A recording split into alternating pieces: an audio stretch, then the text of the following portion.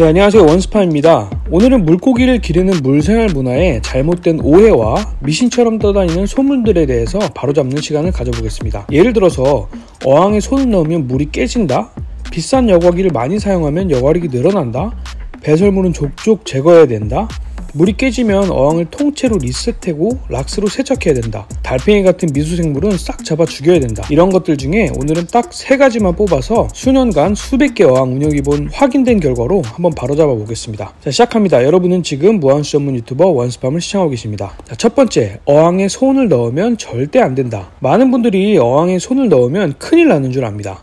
이런 이유로 핀셋, 스포이드, 스크래퍼 등등 어항에 손을 넣지 않고 관리하는 용품들을 쭉 구비하시죠. 결론부터 말씀드리면 어항에 손을 넣어도 물이 깨지거나 물고기들에게 악영향을 주는 경우는 거의 없습니다. 저는 모든 어항을 손을 넣어서 관리하는데 몇 년간 단 하나의 어항에서도 손 넣었다고 문제가 생기지는 않았어요. 어항에 손을 넣는 것을 꺼리게 되는 것은 손에 있는 균이 물에 영향을 미치면 어떻게 하나 하는 느낌 때문이실 건데, 원래 어항은 아무런 균도 없는 무균 상태가 아닙니다. 오히려 손에 있는 균보다 훨씬 다양하고 많은 수의 균이 증식하고 있는 자연물에 가깝죠. 어항물을 오염시키고 물고기들에게 피해를 주는 것은 균이 아닙니다. 암모늄, 질산염 같은 독성 물질이 물고기들을 죽게 하고 어항물을 오염시키는 거죠. 균은 오히려 저런 독성 물질을 감소시켜주는 생물에 가깝습니다. 하지만 질병균은 물고기들에게 악영향을 줄 수 있는데, 물고기들에게 해가 되는 질병균은 보통 물고기들을 숙주로 삼아 증식합니다. 숙주가 없으면 균도 죽죠. 그러니까 갑자기 사람 손에 물고기들에게 해가 되는 질병균이 있기는 힘들겠죠. 손을 깨끗이 씻고 어항에 넣는다면 어항에는 큰 문제가 없습니다. 또 핸드크림이나 선크림을 사용했을 경우에는 비누로 손을 씻고 넣어주세요. 자, 두 번째 오해.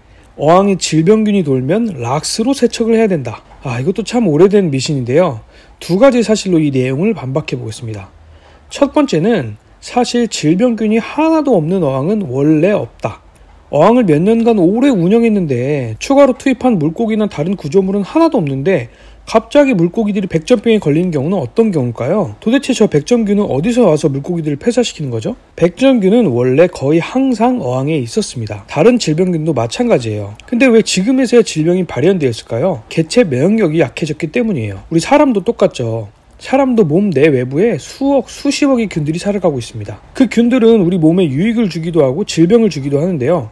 우리가 언제 질병에 걸리죠? 스트레스, 과로, 환절기 등등의 이유로 면역력이 떨어졌을 때 균이 우리 면역체계를 침투해서 병에 걸리게 되는 겁니다. 물고기들은 우리 집에 올 때까지 수많은 어항과 물들을 거쳐서 왔기 때문에 대부분 질병균들을 미량 가지고 있다고 봐야 됩니다. 락스 세척을 해도 물 잡고 물고기 넣으면 또 미량의 질병균들과 상생해야 되는 거죠. 결국 물고기의 면역력을 유지하는 것이 중요하지 질병균 자체를 박멸하는 시도 자체가 불가능에 가까운 이야기입니다. 두 번째 사실, 물고기가 없으면 질병균도 없다. 대부분의 질병균은 숙주를 통해서 증식합니다. 만약에 숙주가 하나도 없다면 질병균의 농도는 현저히 떨어지게 되죠. 어항에 질병균이 돌아서 물고기들이 폐사하기 시작했다면 어항을 비우면 됩니다. 물고기들을 모두 경량에 옮기고 물만 있는 상태로 한 2-3주 정도만 둔다면 사실상 물고기를 다시 투입해도 되는 안전한 어항이 됩니다. 굳이 락스를 사용하지 않아도 질병균의 농도를 낮출 수가 있는 거죠. 좀 더 빠르게 질병균의 농도를 낮추고 싶다면 50% 환수를 한두 번 정도 해주시는 것도 좋은 방법이에요. 자, 마지막으로 3번째 오해. 비싼 여과기를 많이 사용하면 물의 여과력을 높게 세팅할 수 있다. 바로 설명드릴게요. 물이 여과력을 갖는 것은 물을 정화해주는 양질의 박테리아들에 의해서 결정됩니다.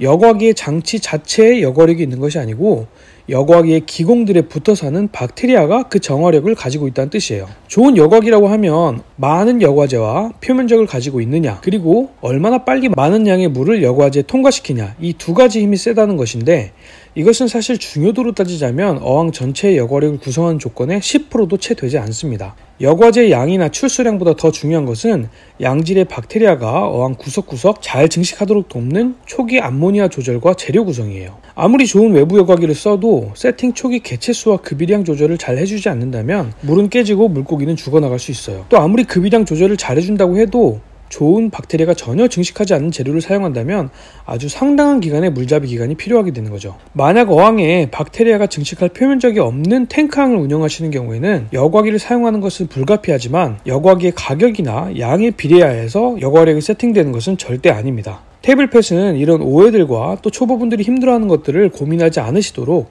좋은 박테리아가 충분히 증식한 재료들, 그리고 전기허가기 없이도 물생활을 즐기실 수 있는 무한수항을 연구해서 특허를 출원했습니다. 물생활 처음 시작하기 참 막막한 취미인데 테이블팻 무모항을 구매하신 분들은 물생활 아예 처음인데도 쉽게 잘 운영되고 있다고 평해 주셨습니다. 궁금하신 분들은 네이버에 원스팜을 한번 검색해주세요. 네, 오늘도 여기까지 시청해주신 농부 여러분들 진심으로 감사합니다.